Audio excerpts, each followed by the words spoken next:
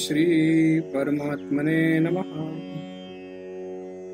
ओम श्री गुरुवे नमः। श्री वशिष्ठ जी के द्वारा जल और तेजस तत्व की धारणा से प्राप्त हुए अनुभव का उल्लेख।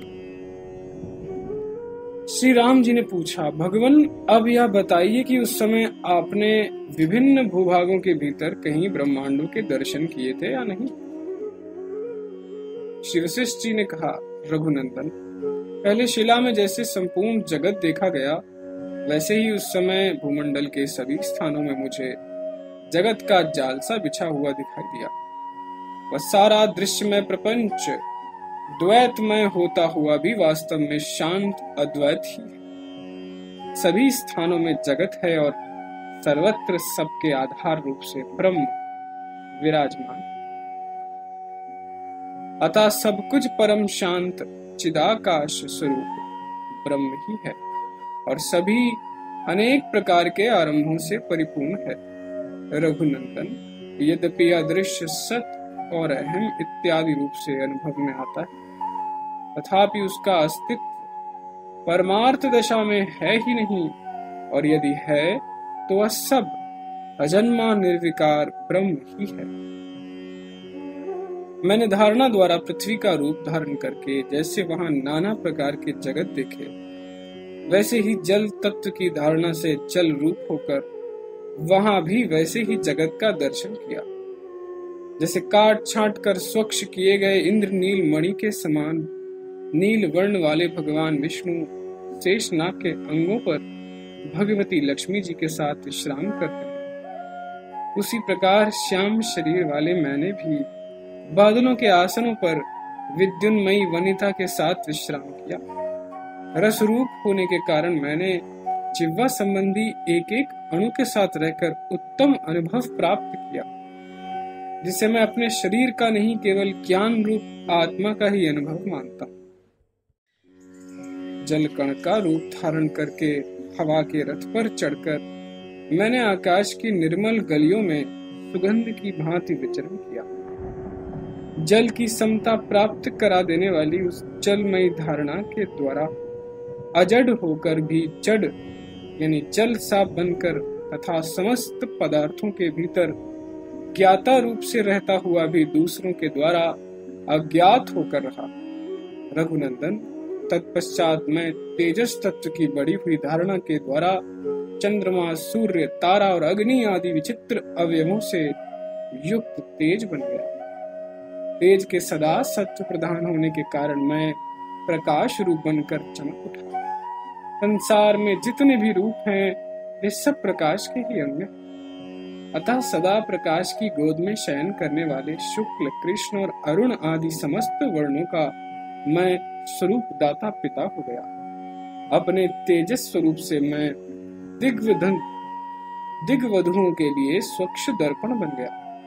रात्रि रूपी कोहरे को नष्ट करने के लिए वायु स्वरूप हो गया। चंद्रमा, सूर्य और अग्नि का तो जीवन सर्वस्व ही था। मैं स्वर्ग लोक के लिए कुमकुम का आलेप बन गया।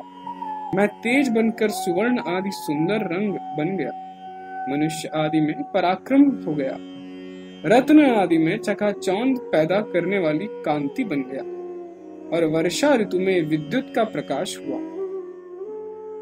तेज की धारणा से तेजोमय होकर मैं वृत्र आदि असुरों के मस्तक पर वज्र का प्रहार बना, जो अपने थप्पड़ से शत्रुओं का सिर फोड़ डालते थे। साथ ही सिंह आदि के हृदय में पराक्रम बनकर बैठा। रणांगण में निर्भय विचरण कराने वाले जो उद्भट पराक्रम वीर पुरुषों के भीतर प्रसिद्ध है, वह भी मैं ही बना। वह भी साधारण पराक्रम नहीं, अपितु जो कठोर लोह कवचों को तोड़ने वाले खड्गों के परस्पर आघातों से उत्पन्न हुई टंकार ध्वनि से अत्यंत पटु तथा महान आडंबर से युक्त हो। सूर्य स्वरूप होकर मैंने दसों दिशाओं में फैले हुए किरण रूपी हाथों से जगत रूपी पक्षी को, जिसके बड़े बड़े पर्वत अंग थे, पकड़ लिया। उस समय मुझको यह सारा भूतल एक छोटे से गांव के समान दिखाई। चंद्रमा के रूप में प्रकट होने पर मेरा आकार अमृत से भरी हुई झील के समान हुआ। मैं द्युलोक रूपी सुंदरी का मुख बना, निशा रूपिणी निशाचरी के हास्य सा लगने लगा और रात्रि में यत्र तत्र प्रवेश करने वाले पुरुषों के लिए प्रकाश दीप का काम देने लगा। मैंने अग्नि बनकर दावानल की ऐसी ज्वाला फैलाई जिससे लकड़ियों का तत्काल विदारण हो जाता था और मेरी दुर्निवार दीप्ति बढ़ जाती। बड़े बड़े काष्ठों के फूटने और फटने से अत्यंत कठोर शब्द उत्पन्न होते।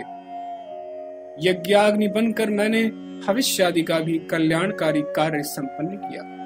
कहीं लोहार आदि की प्रयोगशालाओं में मैंने तप्त लोह पिंड आदि में रहकर हथौड़े आदि से ताड़ित होने पर उन ताड़नकर्ताओं को जलाने के लिए आग की चिंगारियां प्रकट की थी। श्री राम जी ने पूछा, मानदाता मुने, उस अवस्था में आपको सुख का अनुभव हुआ या दुख का, या मुझे मेरी जानकारी के लिए बताएं। श्री वशिष्ठ जी कहने लगे, रघुनंदन, जैसे सोया हुआ पुरुष चेतन होता हुआ भी जड़ता का अनुभव करता है, वैसे ही चेतन आकाश अपने संकल्प से दृश्य भाव को प्राप्त होकर जड़ता का सा अनुभव करता है। जब ब्रह्म अपने को पृथ्वी आदि के रूप में समझता है, तब सुप्त की भांति जड़ सा बनकर स्थित रहता है। इसको जो सच्चिदानंदात्मक यथार्थ स्वभाव है, उसका कभी अन्यथा भाव नहीं होता। ओम तत्सत, ओम तत्सत, ओम तत्सत।